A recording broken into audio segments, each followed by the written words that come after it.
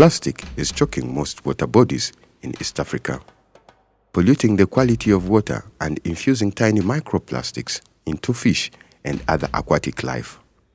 This is making it hard for communities to access safe and clean drinking water. Several organizations led by youth around East Africa are trying to instill the concept of a circular economy among their communities.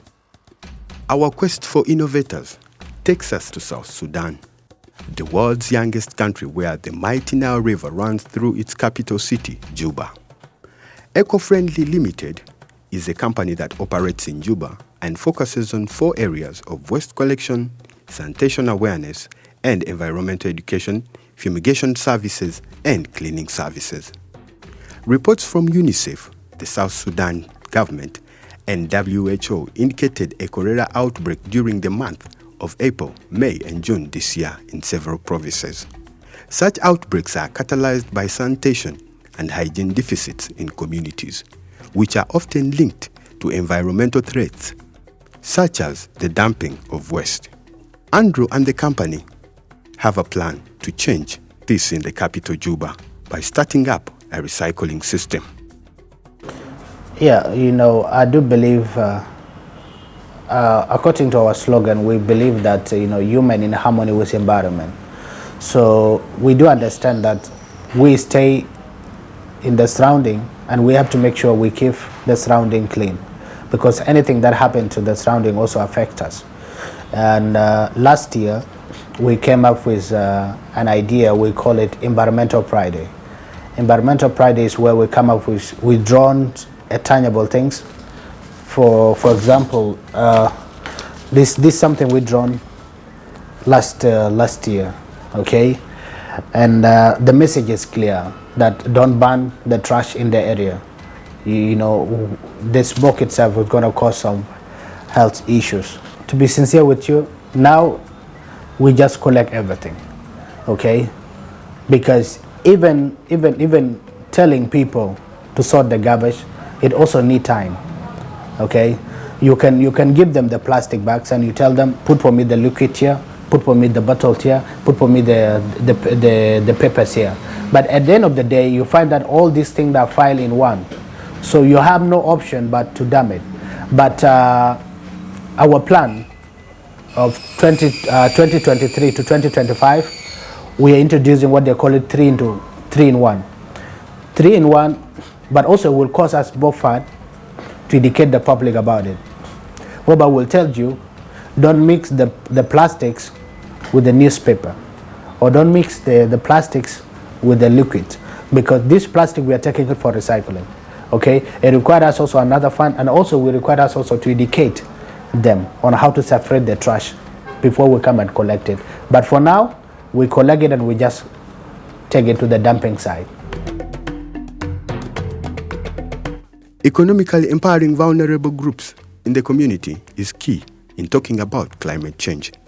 Teddy from South Sudan is working with CONET. Under this project, mothers and young women are trained to make briquettes in order to have a livelihood. The briquettes are made out of trash like papers and other disposed solid material collected in the community. I love working with women, with children, like seeing women getting to another level, empowering them and making sure that they become the people they always want to be. Because when you come to the community, you get to know that women are always being like down. Men always step on them and they're not sold the right way. And what motivated me like to come and work with these women, one thing is when you go to the climate, these women face a lot of challenges like being raped when going to look for firewood. And the other thing is forest deforestation, like cutting down of trees that affect our environment. Coming up with this project has helped us like to fight so hard in the climate of our community and the country at large. Because in this project, the briquettes project, it does not require us like to go hard for trees. We use the available resources that we have, and economically it has empowered these women like to be self-reliant. Like you make your own, then you go to the market, you sell, make your own money, support your family. and also like makes you to be independent. You don't actually wait from your husband. In total, Teddy is working with 53 women and 29 young girls. Their members earn money by selling the briquettes in the market. Working in groups can bring about considerable impact, especially while carrying out activities that combat climate change. By the shores of Lake Victoria in Tanzania, an initiative that started as a university student club has now grown into a non-governmental organization. Vitas Audax is from Mwanza, Tanzania, and is the managing director of Synergistic Global.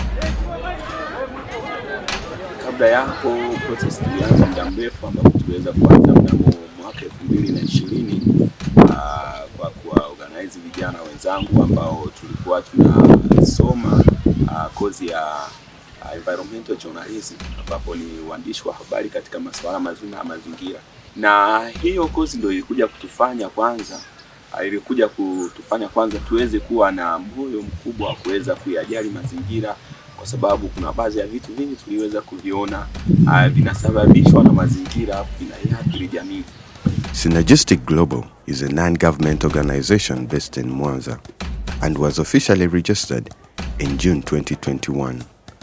Moved by the negative impact on the environment by human activities, Vitas and friends decided to act. Lakini utafanyeje ama utatoaje elimu bila kufanya usafi wa mazingira wewe kama wewe? Kwa hiyo ndio kikubwa tukaja ukiona kwamba tunaanza tunafanya usafi wa mazingira katika miaro yote, na tukimaliza tunawapatia elimu ya kuweza kufanya usafi wa mazingira.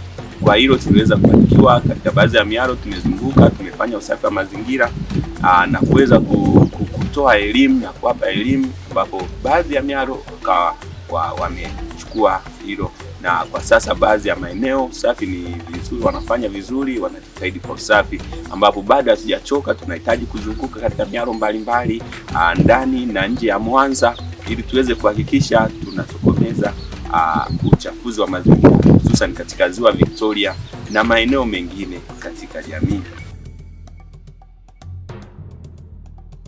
Changamoto kubwa kwa sasa ni kwamba sisi kama NGO bado ni changa, tunahitaji sponsor. Mpaka sasa hatujapata sponsor, tunahitaji partnership ili tuweze kuwa na muunganiko na baadhi ya mashirika ama makampuni ambayo yanaweza kudeal na usafi wa mazingira na changamoto za mazingira. Kwa sasa hivi tunajitoa wenyewe pesa zetu mifukoni kuweza kujaribu kupambana na hii adha ya uchafuzi wa mazingira. Kwa tunachokihitaji kwa sasa ni sponsor ama grants mbalimbali za kuweza kudeal na mazingira ili tuweze kuona kama tunaweza kufika mbali zaidi na kufikia jamii katika lengo kubwa. Tunahitaji partners na kama hivyo. Changamoto nyingine ni kwamba unakuta katika jamii ambao tunaenda kuipatia hiyo elimu, leo hii tukimaliza kutoa hiyo elimu tukafanya usafi wa mazingira, kesho unarudi unakuta uchafuzi wa mazingira. Na ili kutatua hiyo changamoto ndio maana tukaamua tuanzie kwa vijana, watoto wadogo. Arthur Mugenda from Tanzania is a manager at Environmental Management and Economic Development Organization, also based in Mwanza. Arthur tells us how the objective of his organization, which was founded in 2005, is to equip women, children, and the youth with knowledge on climate change. So in environments, actually we have a number of programs that remain of focus. For instance, we have the waste management project. That is the project where we normally collect waste from households, from business centers, and from households, and the community is one of the targets in this area.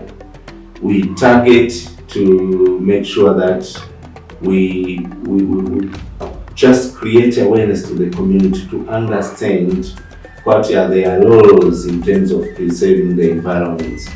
So in this role, actually, we had a team, we had a number of team who normally collect waste from the household and from shops. At the end of the month, the community or the household contributes like fee And that's enable the learning, day-to-day learning cost of that project. Nikiwa kama mama, kiukweli ninapoona taka zimekuwa nyingi najisikia vibaya. Sababu kwanza, mfano mimi nina mtoto. Mwanangu kuishi katika mazingira kama yale tunasema ni hatarishi, riski. Kwa sababu huwezi jua ataokota nini, atakula nini, atakumbana na nini.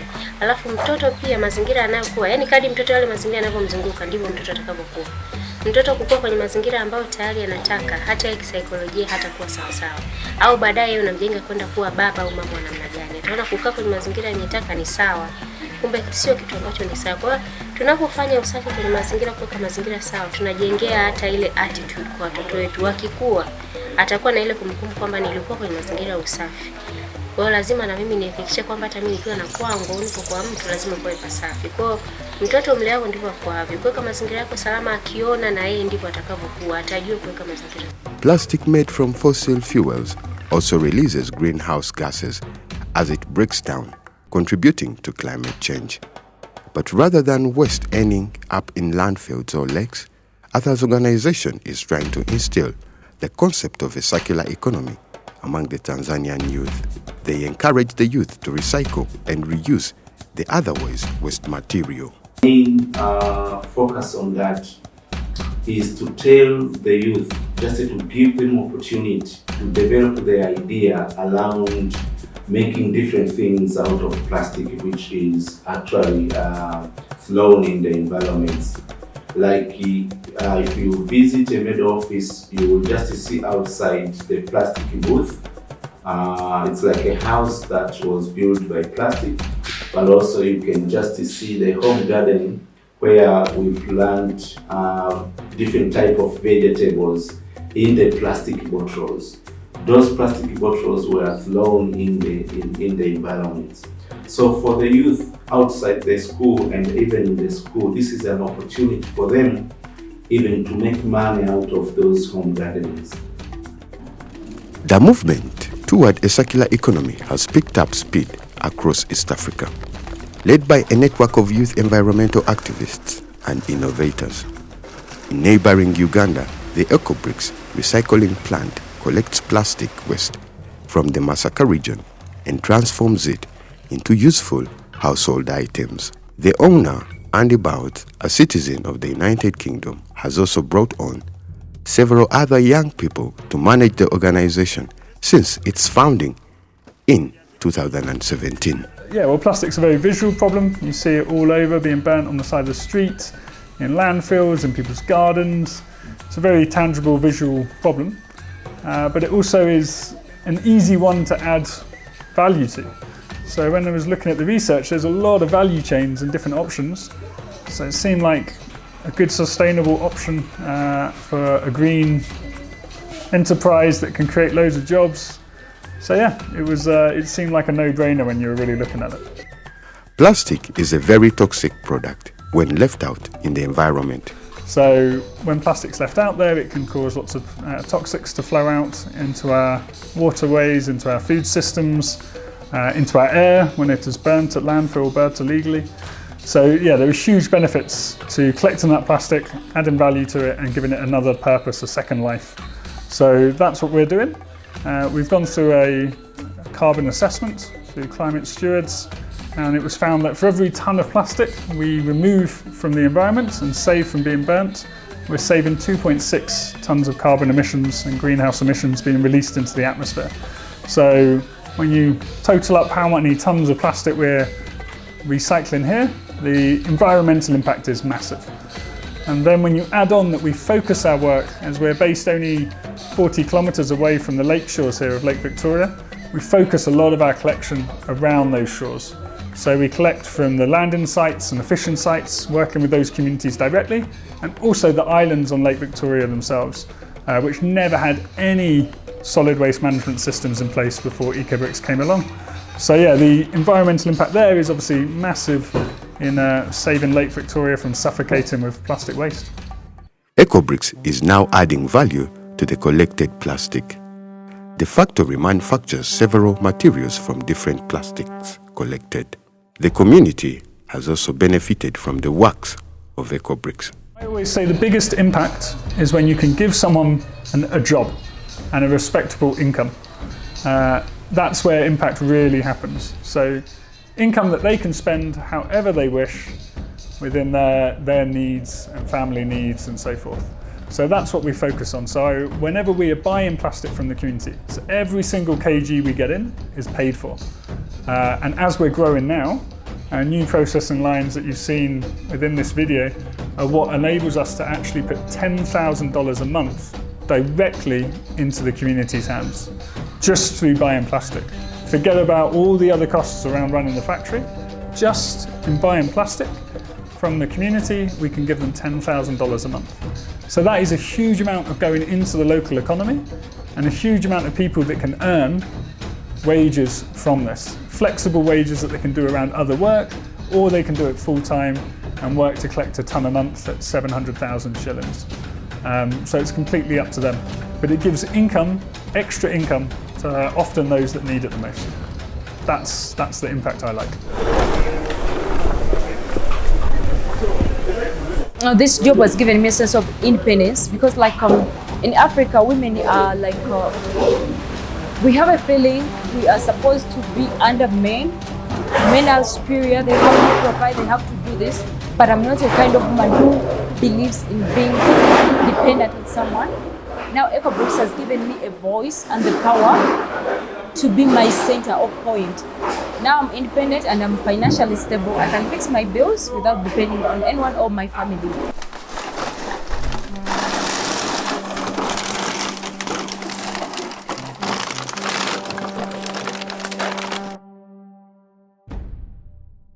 I think for us as IYICC, being able to capture their stories and tell their stories on a wider scale for us is a start. But then also, even as we prepare for COP27, we want to showcase these stories during the Conference of Parties. Maybe someone there will see this story and want to connect with these young people. So I think for us, the dream or the goal or the vision is to see that if people see these stories, are they able to actually reach out and interact with these young people whose stories we are telling in this documentary. But then also at the same time, if there's someone who can offer them support or capacity building in terms of training on how they can improve on themselves, we are really open to that.